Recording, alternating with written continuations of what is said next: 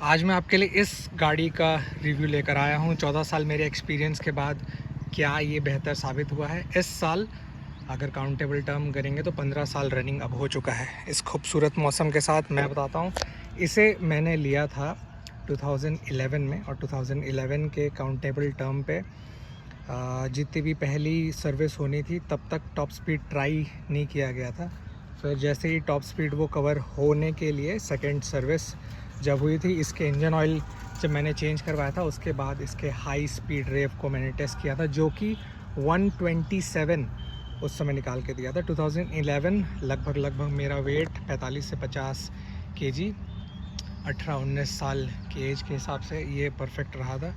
अब बहुत सारे काउंटेबल टर्म हो जाते हैं कि कितने समय पे इंजन ऑयल वगैरह सब चेंज करा देना चाहिए, तो मेरा प्रॉपर सजेशन है कि हर 3 से 5 हज़ार किलोमीटर के तौर पे इसे आप चेंज करवा लीजिएगा। बहुत सारे टर्म पे बेनिफिट आपको मिल जाएंगे। यूजुअली अभी इसका जो लेटेस्ट मैंने इंजन ऑयल चेंज करवाया है वो अगर आप पूछेंगे कौन सा, तो 10W40 फुल्ली सिंथेटिक यामा लूबे जो इसका ऑलरेडी यामा कंपनी का आता है वो भी ले सकते हैं, बट मेरा सजेशन है मोटुल ज़रूर प्रेफर करिएगा। That is one of the best thing in term as compare to any other option, क्योंकि उस पर ऐसी आपको चीज़ मिल जाएगी जो आप एक्सपेक्ट नहीं किए थे।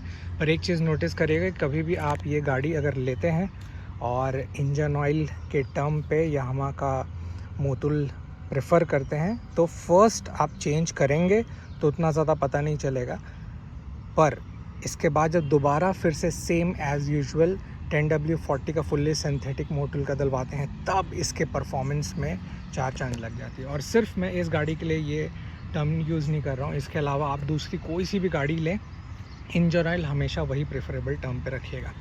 इसके बाद प्रॉपर किसी भी हाल पे मैंने एक टर्म पे हमेशा इसका एयर फिल्टर को काउंटेबल टर्म पे चेंज किया ही है। अब जैसे काउंटेबल टर्म, मेरा जो बोलने का तात्पर्य ये है कि जैसे इसके एयर फिल्टर को मेरा दावा ऐसा है चेंज करना, वर्जन 1 भी मैंने रखा है, वर्जन 2 भी रखा है। तो वर्जन 2 के एयर फिल्टर के ऊपर कैप को मैंने निकाल दिया था, इसको कभी मैं नहीं निकालता था। यूजुअली ऑन टाइम पे चेंज करना मेरा एक टर्म ये रहता था कि कभी भी एयर ज़्यादा पास ना होने की वजह से जितने भी प्रॉब्लम्स हैं वो ना हो। और हाँ, इंजन ऑयल में कभी भी आप टर्म यूज़ करते हैं तो ऑयल फ़िल्टर हमेशा चेंज कराइएगा। इन नॉट दैट टर्म कि नहीं यार इस बार तो चेंज करवा लेते हैं, अगले बार ये खिंचा जाएगा। जितनी भी फ़्लो पास होती है उसके कारण जो हल्के बहुत दिक्कतें आती हैं उसके गलने से, उस पर इंजन पे अफेक्ट जा सकता है। अगर आपके पास ये गाड़ी है, बेफिक्र बिंदास रहिए, क्योंकि कोई भी प्रकार की प्रॉब्लम तो मैं आज तक इसमें फेस नहीं किया हूँ। ये जो छोटे मोटे एक्सीडेंट देख रहे हैं ये मैंने अपने कज़न को दिया था, तब उन्होंने ये गिरा दिया था, और ये मैंने ऊपर ग्राफिक्स लगाया। ओरिजिनल इसका पैनल थोड़ा सा अलग होता है। गिरने के बाद ऑटोमेटिकली उस समय शांत हो गई थी जैसे मेरे कज़न बताए, पर उसके बाद कुछ सेकंड लगा फिर ऑटोमेटिकली वो चालू हो गया। तो मेन रीज़न ये होता है, जब पहले बार इसका एक्सीडेंट मेरा हुआ था 2012 के अराउंड में, ख़रीदने के 1 साल बाद, तब मैं खुद परेशान था जब पहले बार मैंने इस गाड़ी को गिराया था, और यूजुअली वो स्पीड थी 70 से 80। तब बाद में सर्विस सेंटर मैंने क्लियर किया, तब पता चला कि टैंक के सेंट्रलाइज एरिया पे सेंसर के स्टेबलाइज होने तक ये ऑफ रहती है। तो that was the accident experience for me and my cousin जो ऐसा हुआ था। इसके बाद बहुत सारे लोगों का ये भी प्रश्न था कि उस समय करिश्मा आती है तो ये आप क्यों प्रेफर किया करिश्मा के अलावा, तो बेफिक्र इस पे फुल्ली फेयर्ड ऑप्शन था नीचे तक, वो आपका नहीं आता।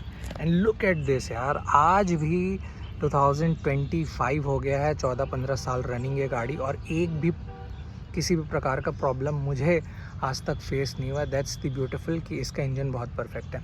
अब जितने भी वेयर एंड टेयर आइटम है, जैसे मैं कंसिडर करूं इसके ब्रेक शू को, तो ब्रेक शू भी आप रेगुलर चेंज कराइएगा। देखिए, ऑर्गेनिक ब्रेक शू से लेकर बहुत ही अलग प्रोफाउंड तक आते हैं। जितना आप बेहतर यूज़ करेंगे, जिसमें मेटालिक का मिश्रण हो, वो ज़्यादा चलेगा। बात रही चेन स्प्रॉकेट के बारे में, तो एक लिमिटेड टाइम तक इसे प्रेशराइज हिलने दीजिएगा, उसके बाद बेफिक्र आप चेंज करा सकते हैं।